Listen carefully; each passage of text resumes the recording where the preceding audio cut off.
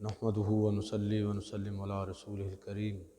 اما بعد فاعوذ باللہ من الشیطان الرجیم بسم اللہ الرحمن الرحیم اعلموا انما الحیاۃ الدنیا لعب ولہو وزینۃ وتفاخر بینکم وتکاثر فی الاموال والاولاد صدق اللہ مولانا العظیم وصدق رسولہ النبی الکریم الامین ونحن علی ذلک من الشاہدین والشاکرین والحمد للہ رب العالمین۔ انتہائی واجب الاحترام سامعین و حاضرین، اللہ کے فضل و توفیق سے آج کے خطبہ جمعہ میں جس موضوع پر چند باتیں آپ احباب کی خدمت میں عرض کروں گا، اس کا تعلق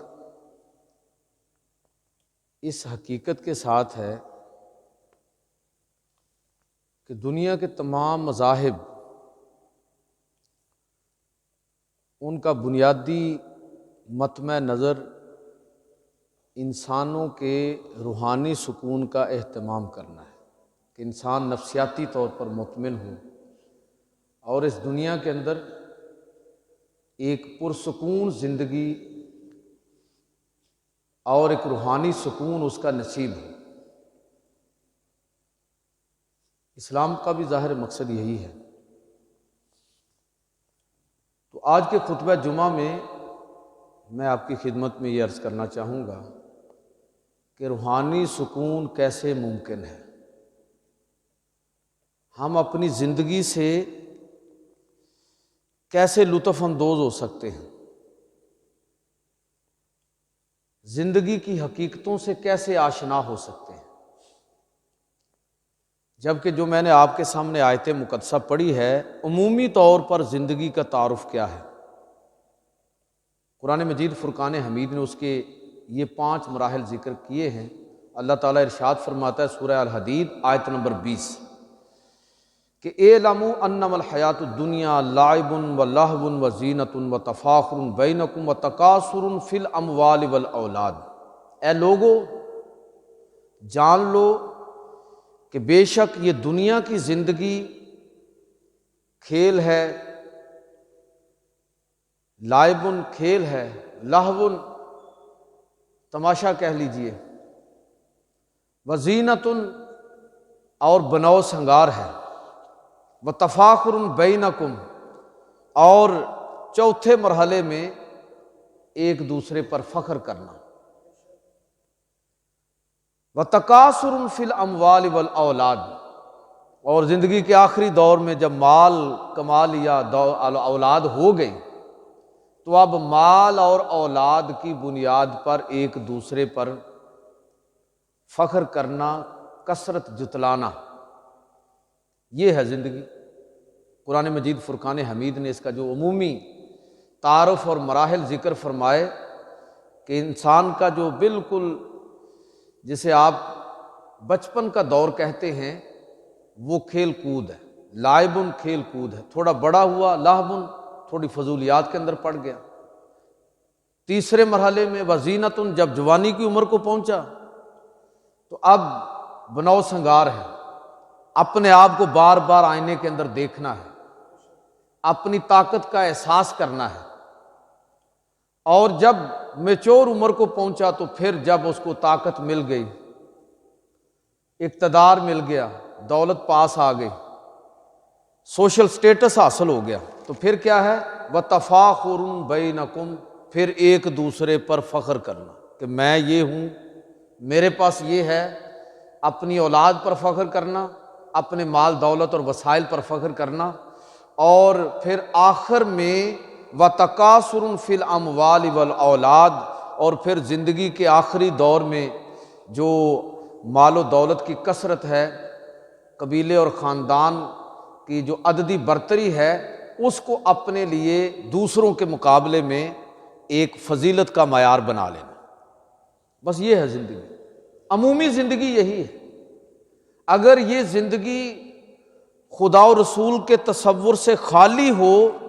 تو بالکل ایسا ہی ہے کہ زندگی کھیل کود ہے، تماشا ہے، بناؤ سنگار ہے، مال کمانا ہے، اور پھر اس پر فخر کرنا ہے اور پھر فوت ہو جانا ہے، بات ختم ہوگی۔ لیکن انسان کی زندگی جب دین آشنا ہوتی ہے، جب وہ خدا اور رسول کے ساتھ اپنے تعلق کو استوار کرتا ہے تو اس کی زندگی تبدیل ہو جاتی ہے۔ میں آج کے خطبہ جمعہ میں اسی موضوع پر چند باتیں آپ کی خدمت میں عرض کرنا چاہتا ہوں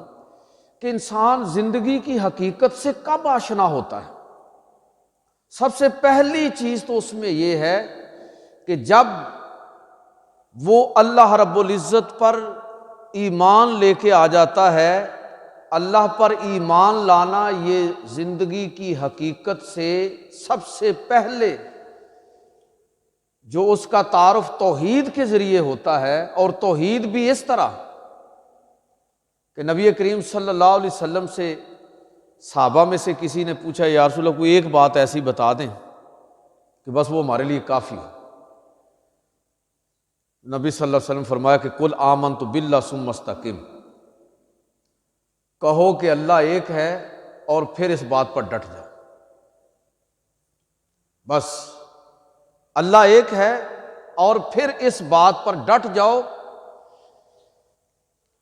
جو آدمی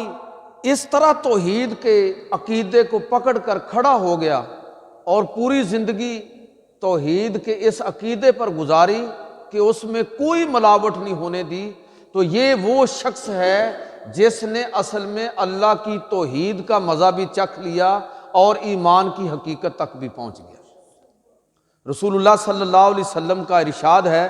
نبی کریم صلی اللہ علیہ وسلم نے ارشاد فرمایا کہ ذاق طعم الایمان،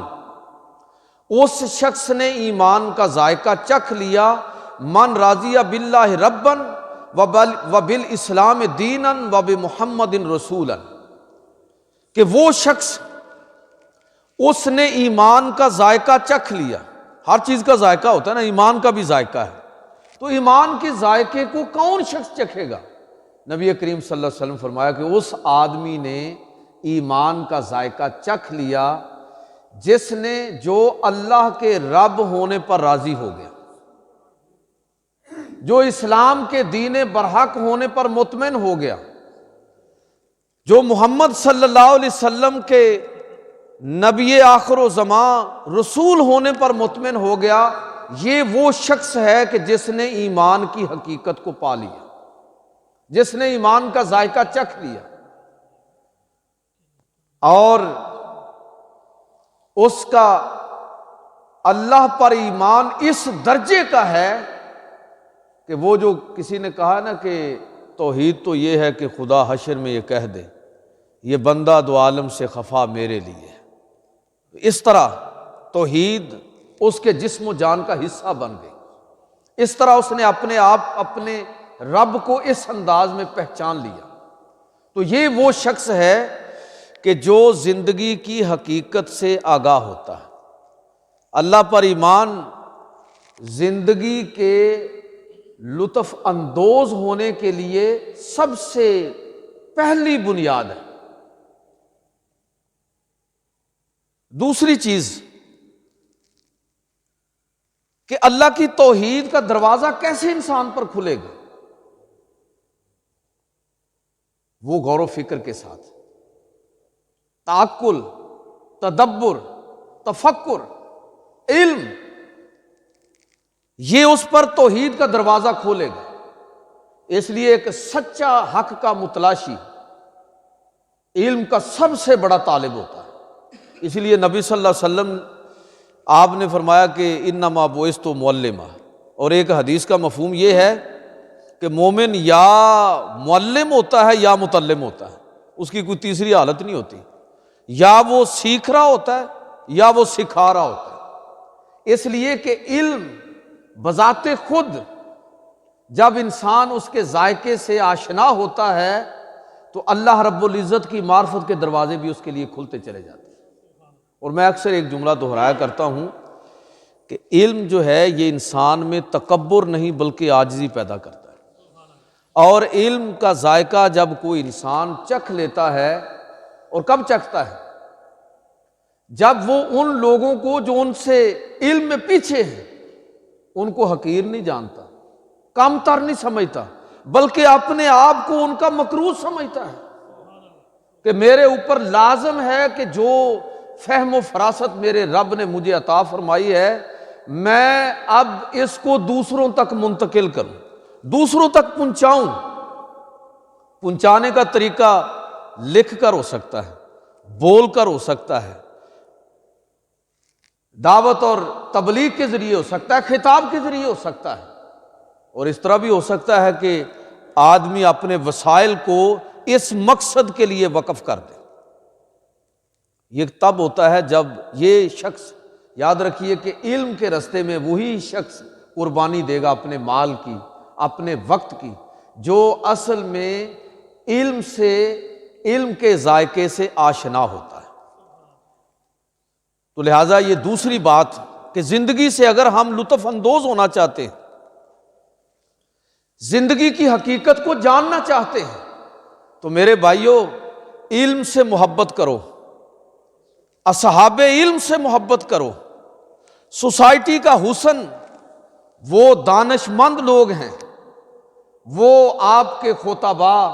وہ علماء، وہ اساتذہ، وہ شاعر، وہ آپ کے تمام کے تمام طبقات جو ہماری فکری رہنمائی کرتے ہیں، وہ سوسائٹی کا سب سے بڑا اثاثہ ہوتے ہیں۔ کسی خاندان کا سب سے بڑا جوہر وہ لوگ ہوتے ہیں۔ عرب جو تھے نا، 2-3 چیزوں پر بڑا فخر کرتے تھے۔ ایک ان کے قبیلے کے اندر کوئی اعلیٰ پائے کا شاعر ہوتا تو فخر سے ذکر کرتے، اور ایک اگر ان کے قبیلے میں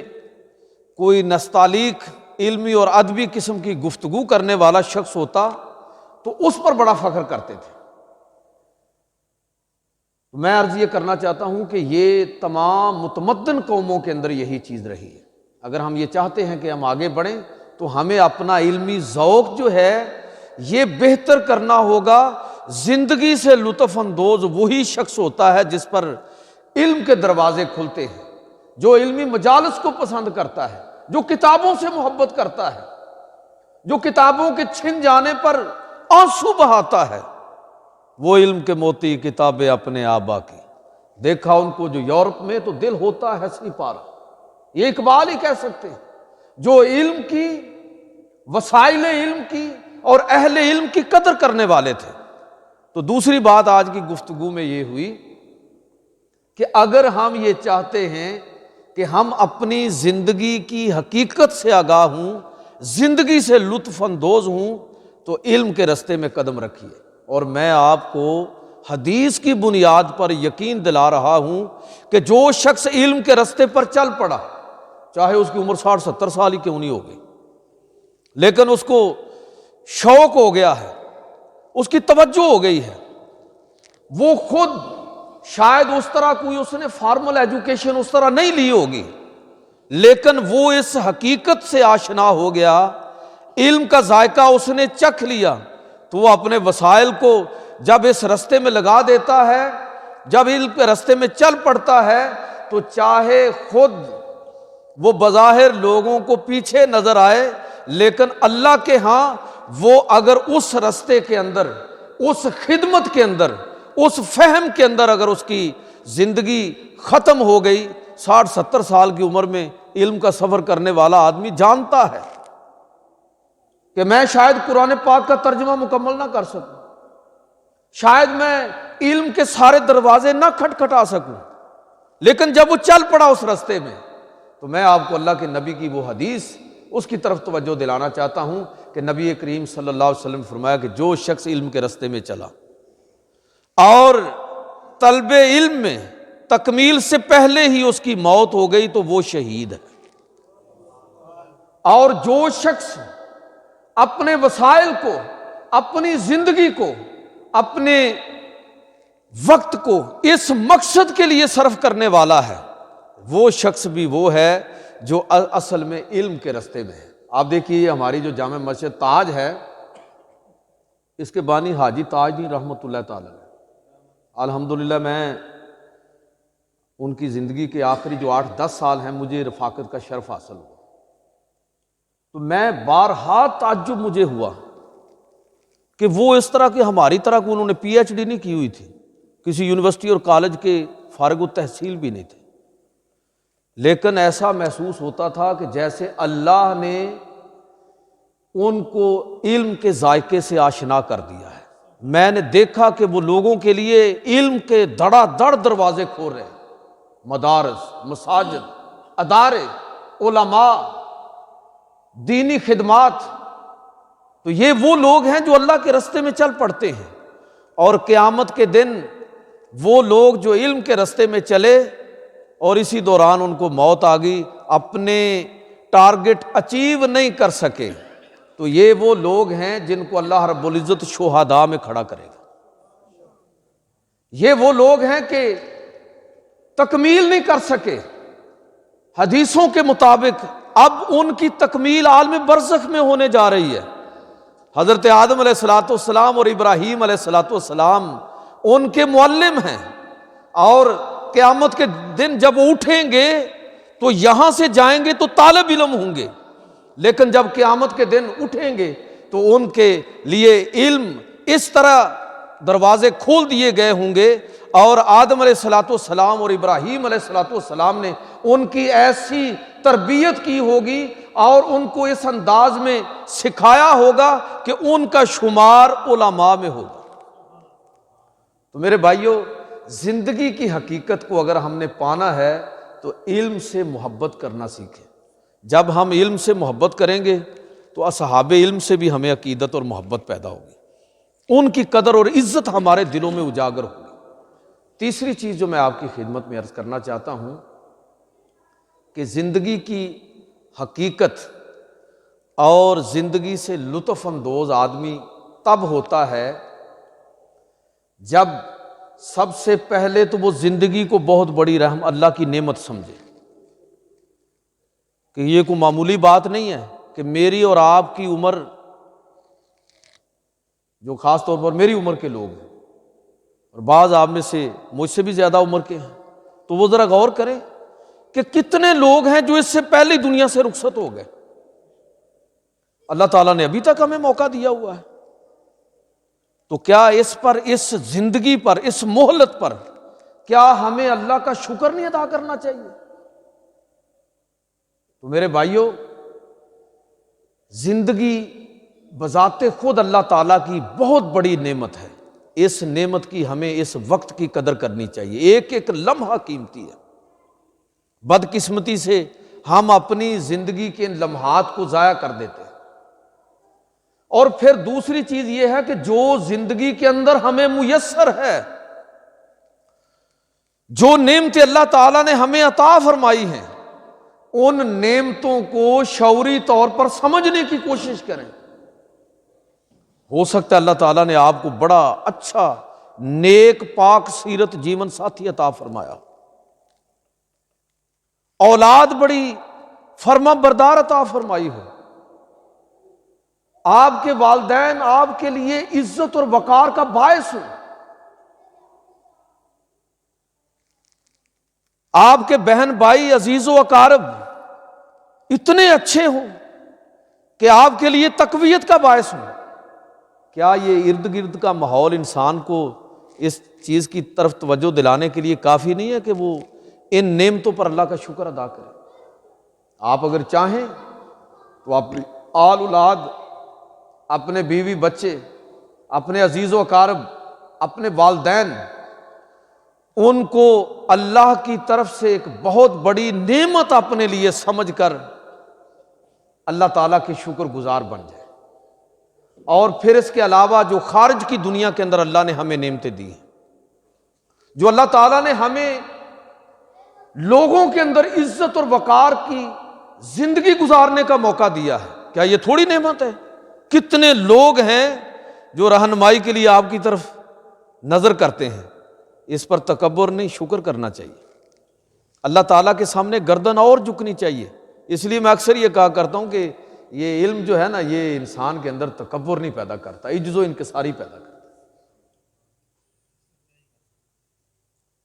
اب دیکھیے کہ یہ جتنا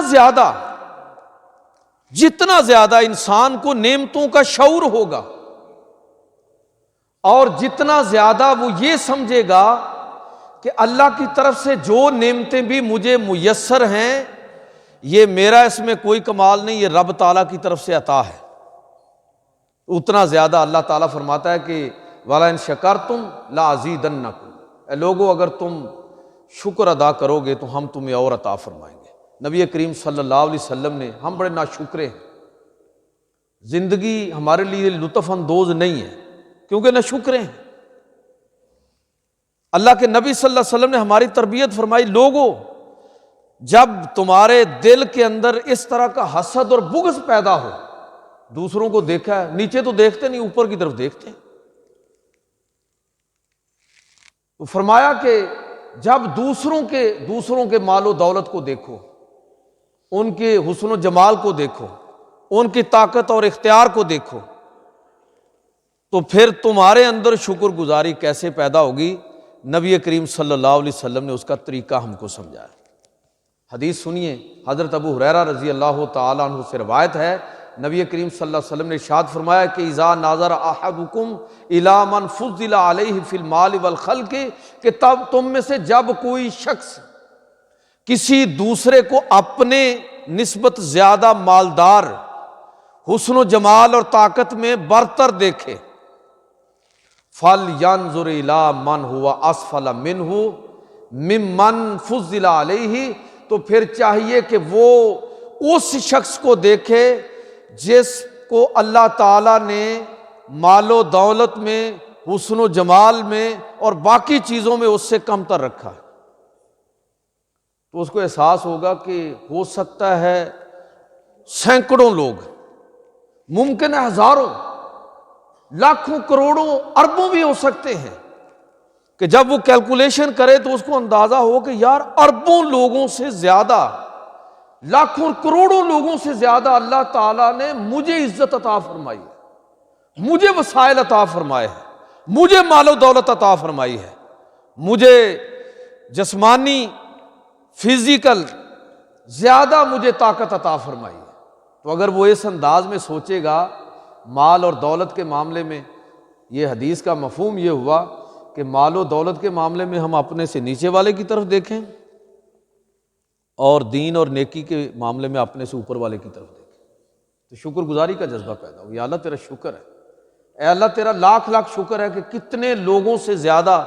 تو نے ہم پر اپنا فضل اور کرم کیا ہے۔ یہ اصل میں طریقہ ہے کہ ہم زندگی سے مطمئن ہوں، خوشیاں ہمارے اندر سے پھوٹیں۔ بھائی کوئی باہر سے آ کے آپ کو خوش اور مطمئن نہیں کر سکتا، اگر آپ خود خوش ہونا چاہتے ہیں، مطمئن ہونا چاہتے ہیں، تو بڑی عمر کے لوگ اپنے پوتے پوتیوں کو انجوائے کر سکتے، نوجوان اپنی جوانی اور صحت اور طاقت کو اللہ کی نعمت سمجھتے ہوئے انجوائے کر سکتے ہیں، اپنی ذہانت اور متانت اور اپنے کردار کو انجوائے کر سکتے ہیں، اپنے ارد گرد کے ماحول کو، اپنے والدین کو اپنی زندگی میں دیکھنا، ان کے پیار اور محبت کو تجربہ کرنا، کیا یہ معمولی بات ہے؟ وہ بچے کتنے خوش قسمت ہیں جن کے والدین ان کی زندگی میں انہوں نے ان کو پالا پوسا اور منزل تک پہنچایا، اور وہ ان کے سامنے موجود ہیں،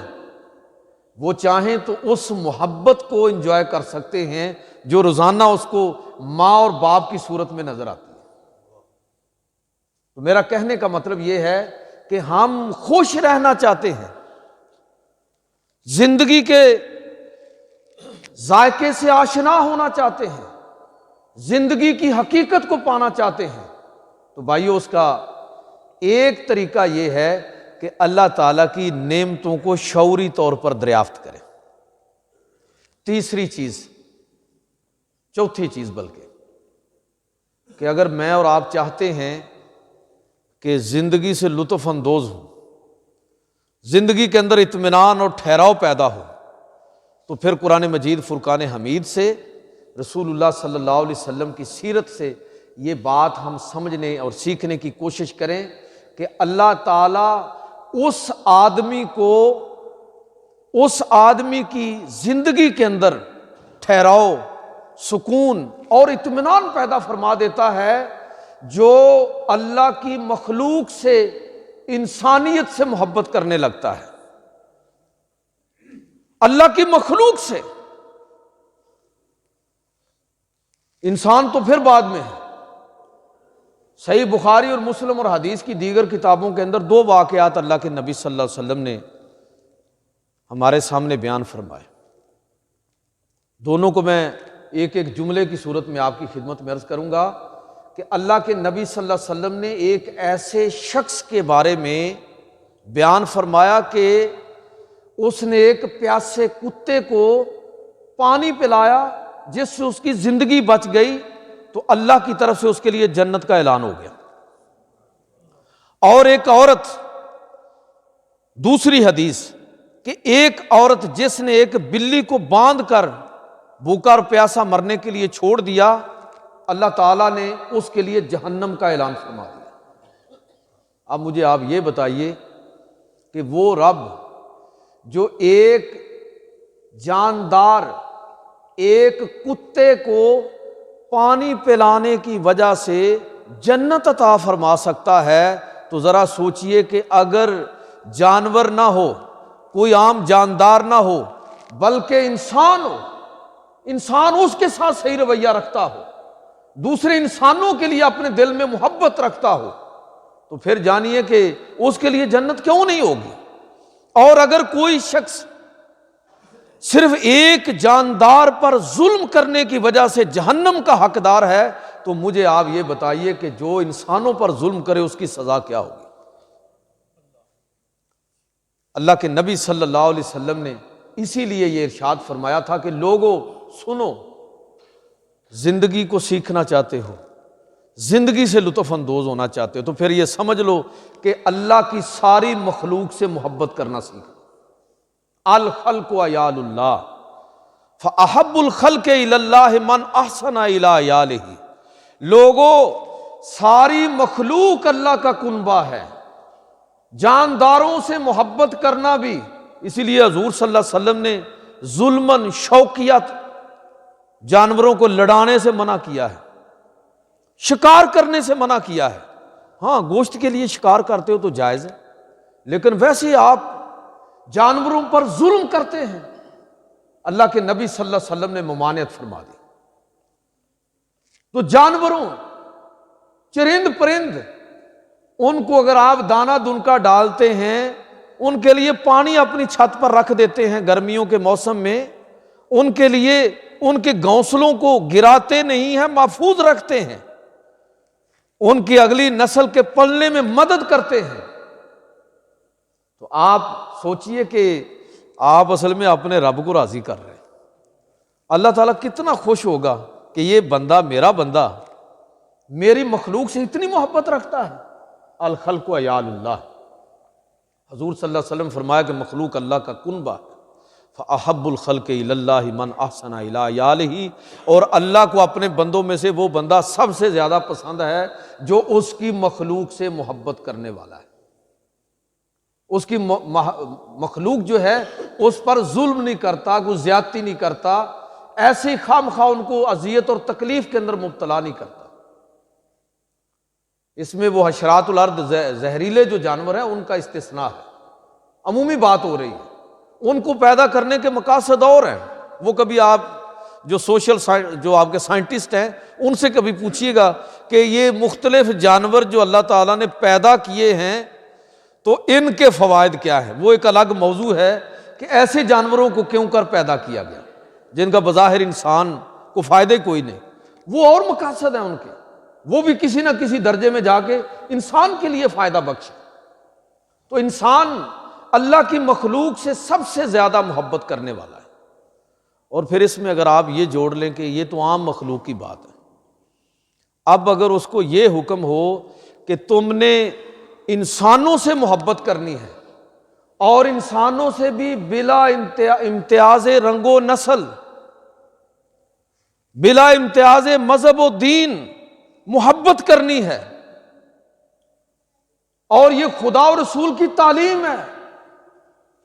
یہ ہمارے مذہب کی، دین کی پہچان ہے۔ سوشل فلیکسیبلٹی جتنی اس مذہب کے اندر ہے، اس دین کے اندر ہے، یہ دنیا کے اندر آپ کو کسی اور مذہب کے اندر، دین کے اندر نہیں ملے گی۔ لیکن مصیبت یہ ہے کہ ان موضوعات کو پڑھنے کی ضرورت ہے، نہیں پڑھتے ہیں، سمجھنے کی ضرورت ہے۔ لوگوں کو چسکا کن موضوعات میں آتا ہے کہ نور بشر پر لڑائی ہو رہی ہے، ادھر ایک مولوی صاحب نے سپیکر کھولا ہوا ہے اور طوفان بدتمیزی برپا کیا، اور ادھر دوسری ایک ہی محلے کے اندر ساتھ والی مسجد میں بھی کھلا ہوا۔ چھوڑیں ان چیزوں کو، دین کو پڑھیں، دین کو سمجھیں۔ دین کی بنیادی روح کیا ہے کہ اللہ کی مخلوق کے ساتھ بلا امتیاز رنگ و نسل، بلا امتیاز دین و مذہب محبت کرنی ہے۔ آپ نے یہ نہیں دیکھنا کہ یہ عیسائی ہے، یہودی ہے، ہندو ہے، سکھ ہے، کسی اور مذہب سے تعلق رکھتا ہے، یہ اس کا اور اللہ کا معاملہ ہے۔ میرا اور آپ کا کام صرف اس تک دین پہنچانا ہے، منوانا نہیں ہے۔ یہ کام پیغمبروں نے بھی نہیں کیا۔ لا اکراہ فی الدین قرآن میں بطور اصول کے ذکر ہوا ہے، دین میں کوئی جبر نہیں ہے۔ ہم اللہ کی ساری مخلوق، اور خاص طور پر میں جب انسانیت کی بات کروں تو یہ چیز ہمیں اللہ کے نبی نے سکھائی ہے کہ آپ زندگی کی حقیقت سے آشنا ہونا چاہتے ہو تو انسانیت کی قدر کرنا سیکھ لو۔ جنازہ گزر رہا تھا، صحیح بخاری کے اندر ہے، اللہ کے نبی اس کے احترام میں کھڑے ہو گئے۔ صحابہ نے عرض کی، اللہ کے رسول یہ تو فلاں یہودی جو فوت ہوا ہے اس کا جنازہ ہے۔ تو نبی کریم صلی اللہ علیہ وسلم فرمایا کہ یہودی ہوا تو کیا ہوا، انسان تو ہے۔ یہ ہے ہماری تربیت، یہ ہماری سوچ ہے۔ اور یہاں یہودی کے لیے احتراماً کھڑا ہوا جا رہا ہے، اور ہماری سوسائٹی کے اندر کیا ہو رہا ہے کہ دیوبندی، بریلوی، اہل حدیث، شیعہ ایک دوسرے کے پیچھے لٹھ لے کر لگے ہوئے۔ اللہ ہدایت عطا فرمائے۔ جس مذہب کے ماننے والوں کا ویژن یہ ہے، جن کی تربیت یہ ہے کہ انہوں نے انسانیت کی قدر کرنی ہے، اس میں یہ نہیں دیکھنا کہ اس کا مذہب کیا ہے۔ کتنی محبت کرتے تھے اللہ کے نبی انسانوں سے۔ ایک یہودی، اس کا بچہ حضور کی خدمت کرتا تھا، تو وہ چند دن حضور کے پاس نہیں آیا، فکر ہوئی کہ کیا معاملہ ہے، پتہ کیا بیمار ہے۔ نبی کریم صلی اللہ علیہ وسلم اس کی مزاج پرسی کے لیے چلے گئے۔ کس کی مزاج پرسی کے لیے گئے؟ یہودی کے بچے کی مزاج پرسی کے لیے۔ دیکھا کہ بچے کی حالت تو بہت نازک ہے۔ پیغمبر صلی اللہ علیہ وسلم پریشان ہو گئے۔ اللہ کے پیغمبر، سارے پیغمبروں کا سب سے بڑا مسئلہ یہی ہوتا ہے کہ وہ کسی بھی انسان کو جہنم میں جاتا ہوا نہیں دیکھ سکتے۔ اتنی محبت انسانیت سے کرتے ہیں کہ بسا اوقات لوگوں کے شدید رد عمل کے باوجود ان کے دل میں ان کے لیے نفرت نہیں ہوتی، پھر بھی محبت ہی رہتی ہے۔ تو آپ صلی اللہ علیہ وسلم بچے کی حالت دیکھ کر پریشان ہو گئے کہ یہ تو جا رہا ہے۔ کہا کہ بیٹا کلمہ شہادت پڑھو۔ بچے نے باپ کی طرف دیکھا، حضور کے ساتھ بھی محبت ہے، باپ کی محبت بھی ہے۔ باپ جانتا تھا، یہودی سارے جانتے تھے کہ رسول اللہ صلی اللہ علیہ وسلم پیغمبر برحق ہے، مانتے نہیں تھے، یہ الگ ایشو ہے۔ تو باپ نے بیٹے کو کہا کہ بیٹا جو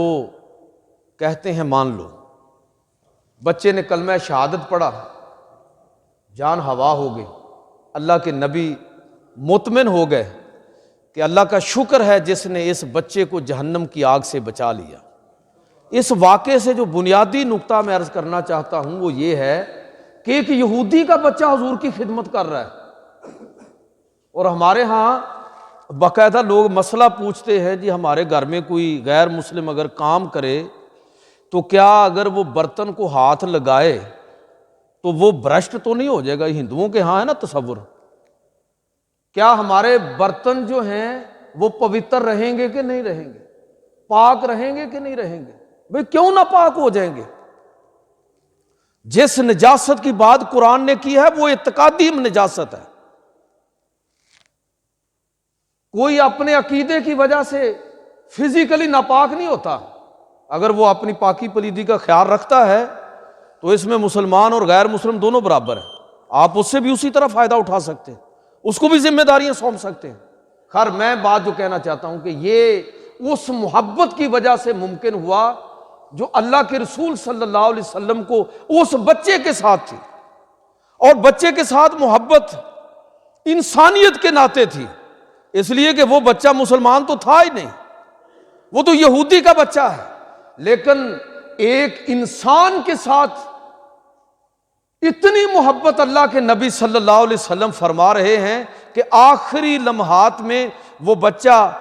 اپنے باپ کی طرف دیکھتا ہے، رسول اللہ صلی اللہ علیہ وسلم کی طرف دیکھتا ہے، اور پھر بالآخر کلمہ طیبہ پڑھ کر مسلمان اس دنیا سے جاتا ہے۔ انسانیت سے محبت کرو گے تو کوئی اسلام کی طرف آئے گا۔ ہم اگر دوسرے لوگوں کو چوڑا چمار سمجھیں گے، پلید سمجھیں گے، تذلیل کریں گے اس کی، وہ مسلمان ہو جائے تو اس کو اپنے میں شامل نہیں کریں گے، بلکہ اس کو کہیں گے یہ مصلی ہے، یہ دیندار ہے، ہمارے پنڈوں میں یہ اصطلاح استعمال ہوتی ہے، یہ مسلم ہے، تو پھر خدا نخواستہ کو ہم کو غیر مسلم ہے۔ تو میرے بھائیوں، اگر زندگی سے آشنا ہونا چاہتے ہیں، زندگی کی حقیقت تک پہنچنا چاہتے ہیں، تو پھر اللہ کی مخلوق سے محبت کرنا سیکھیے۔ آخری بات کر کے ختم کرتا ہوں کہ زندگی سے کیسے ہم آشنا ہوں گے، اس کی حقیقت کو کیسے پائیں گے، زندگی کا ذائقہ ہمیں کب محسوس ہونا شروع ہوگا؟ جب لوگوں کو معاف کرنا شروع کریں گے۔ اگر آپ یہ دیکھنا چاہتے ہیں اپنے ارد گرد کہ کون آدمی کتنا بڑا ہے، ہم تو کسی کو بڑا دیکھنا چاہیں تو یہ دیکھتے ہیں کہ اس کے پاس گاڑیاں کتنی ہیں، فیکٹریاں کتنی ہیں، کتنے کنال کے اندر اس کا گھر ہے، اس کا عہدہ اور سکیل کتنا ہے۔ یہ معیارات دنیا کے اعتبار سے تو کوئی حیثیت رکھتے ہوں یا نہ رکھتے ہوں، اللہ اور اللہ کے رسول کے ہاں ان کی کوئی حیثیت نہیں ہے۔ کون کتنا بڑا ہے، یہ معیار ہمیں اللہ اور اللہ کے رسول صلی اللہ علیہ وسلم نے عطا فرمایا کہ اگر دیکھنا چاہتے ہو کہ کون کتنا بڑا ہے تو دیکھو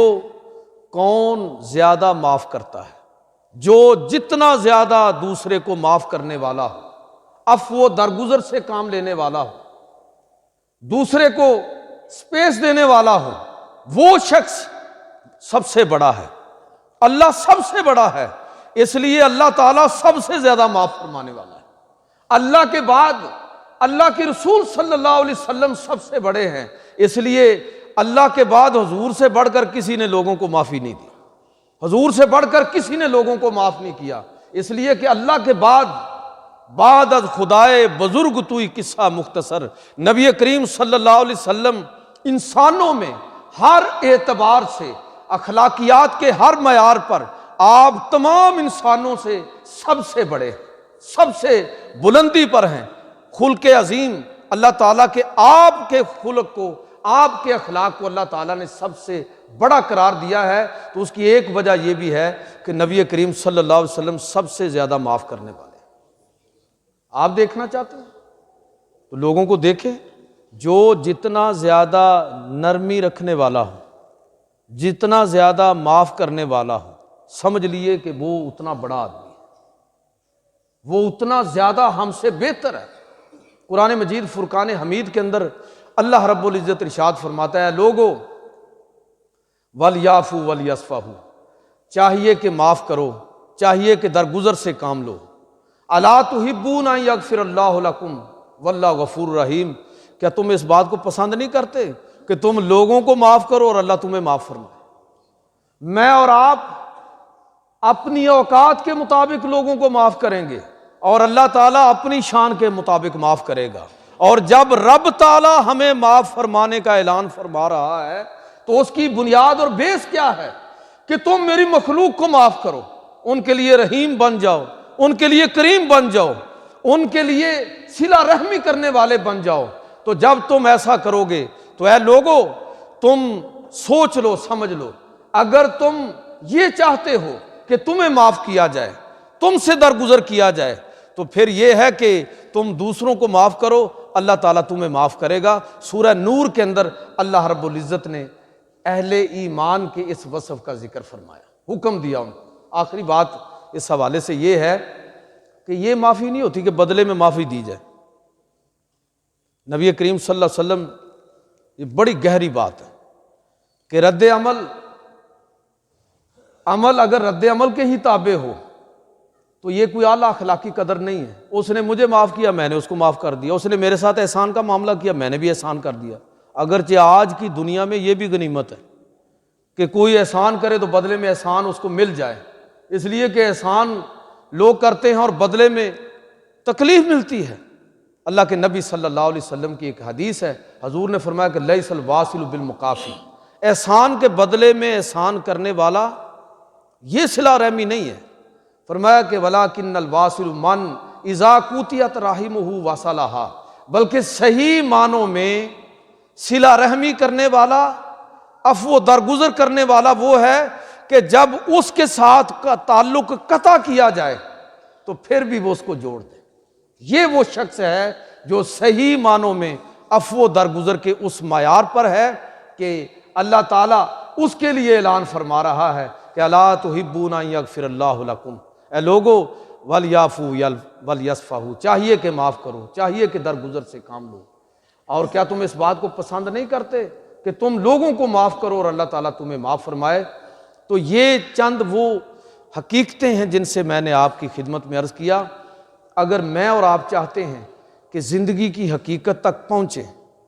زندگی سے لطف اندوز ہوں، تو پھر یہی ہے کہ اللہ کی ذات پر پختہ ایمان اور یقین،